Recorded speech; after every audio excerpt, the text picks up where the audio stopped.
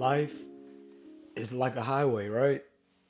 Everybody got different cars, everybody got different destinations. But if we're talking about life, there's usually one destination that we're all trying to get to, and that's success, right? Some of us have Ferraris and some of us have Hondas. But we can't be mad at the people that have Ferraris because they live at a different pace in life. They go in a different way in life, right? They upgraded their car enough to where they can handle the Ferrari. But some of us have a Honda and don't even appreciate the Honda. But then you want to upgrade to the Ferrari and then you realize that you're living out of your means. You can't afford the maintenance, the fuel, and you definitely can't afford what it's going to cost you to keep that car going. Now, let's get to the next episode.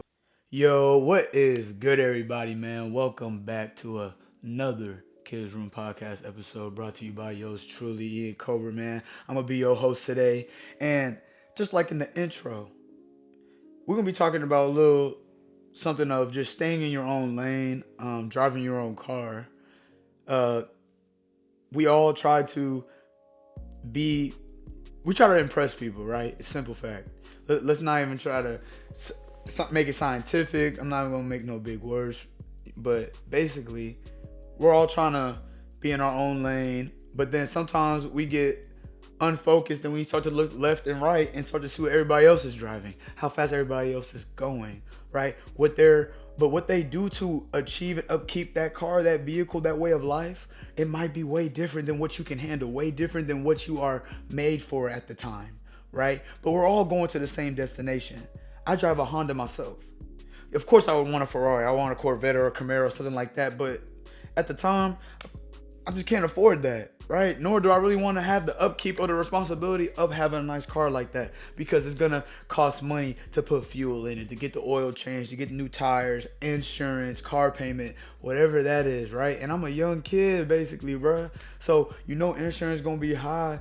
Let's just be real. If we're talking numbers about it, it's going to be super expensive for people in their 20s or, teens and things like that, man. Like, to have these expensive cars, have these expensive car notes, thousands and thousands of dollars every month that's going towards vehicles that are depreciating. When, I drive a Honda and I can go from point A to point B just as easy as someone that has a Ferrari and goes from point A to point B, right? They're going to get there probably way faster than me, but it doesn't mean that my vehicle is insufficient. It's actually very sufficient, because when it comes to a Honda, it might cost me $25 to get over 300 miles for me to get from point A to point B, which is work, which is probably going to take less than 20 miles to get to. You know what I'm saying? I'm doing that every 4 days a week. Like, when you adding that up, when it's making more sense for me just to keep the Honda, because if I could get the Bentley, I can get the BMW, I can do those things, right? I can work to get those things, and one day I probably will have those, right? One day I will have things that I want to have, that I worked to have. It's not something I felt like I just deserved, but it's something that I earned, right? So life is just like a highway, right? You are on this journey and you don't always know what direction you're going. You don't always know what your destination, your final destination may be. You may know that your goals are those destinations for you, right? You wanna have a good relationship. You wanna have a good job, right? You wanna live somewhere nice, right? You wanna dress nice. You wanna do these things, right? And you wanna also do these on the journey, but you wanna do it on your own pace. You don't wanna rush into all these responsibilities and doing these great things. We can look at being young as a blessing, right? You have to appreciate it, because God knows that life is a second for him, but for us it feels like a long time.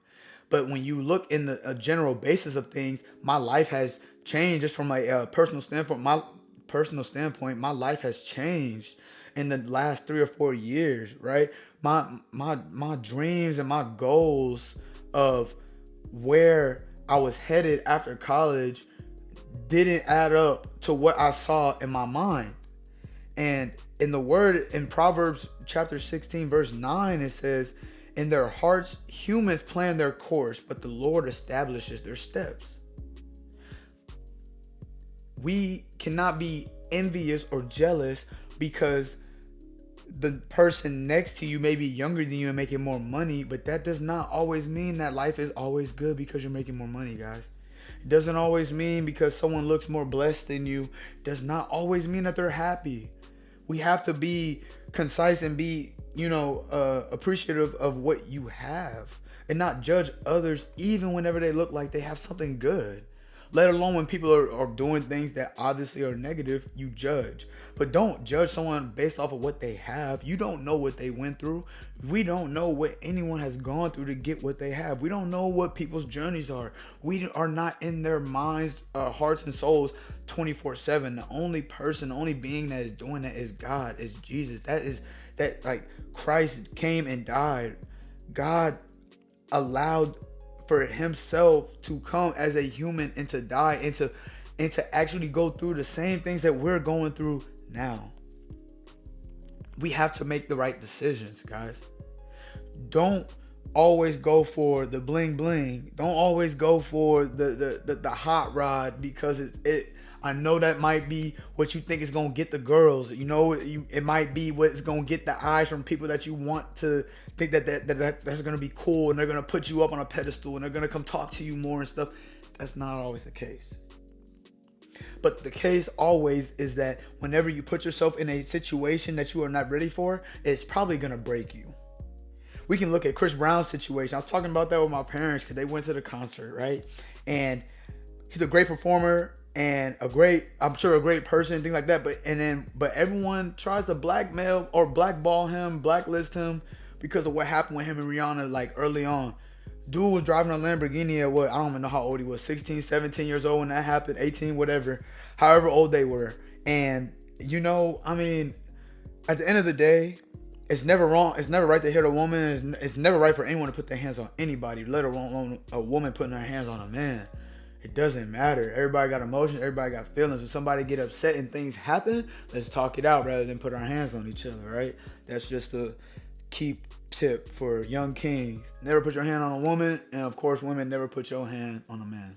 But anyway, when you're going back and not wanting to be envious, though, right? Not wanting to be jealous of what somebody else is driving because of what you see that what they have. You have to know that it takes character and courage, right? And it takes a source of capital, not always money, but a source of capital or wealth, whether that is your gift, whether that is your whatever you consider a talent, your job, your career, whatever it took for you to achieve that materialistic thing, right? You cannot base it off of that. Chris Brown had a great life, had money and things like that, but still went through things, and people were still trying to not only attack his money, but attack his character, his career. So what you have to understand is when you do achieve these things, or when you see people are achieving these things, go and ask them, how did they get it? Do not judge them on that. You know what I'm saying? Or if it's a mentor or something like that, like whatever the case may be, but do not look at it as something that you need to be envious about. You have to realize that they're not everyone's taking shortcuts. You may be looking for a shortcut. What are you doing that for, right? What are you looking for shortcuts for? Whenever you want something that's going to last a long time, you have to know that there are no shortcuts for that.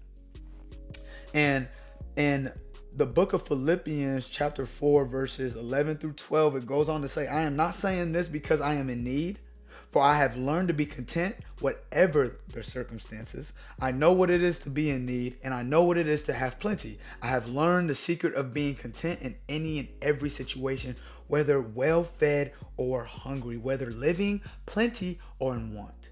So you can have everything and lose it all, have everything, lose it all multiple times in your lifetime. Do not believe that because you do not have something now does not mean you have something later. And do not believe that because you have something now will mean that you will always have it later.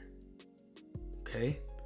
You have to understand that when it comes to life in this highway, that the process and the progress is what's really important, right? You can stop at a dealership and look at cars and get another car. But what you need to do is just get going. Get in that Civic, get in the Prius, get into the non-sexy, non-attractive car, non-attractive vehicle to get you to where you need to go, right? You do not always know the final destination, but get to your first destination and then figure it out from there what direction you need to go. But first you need to just get going.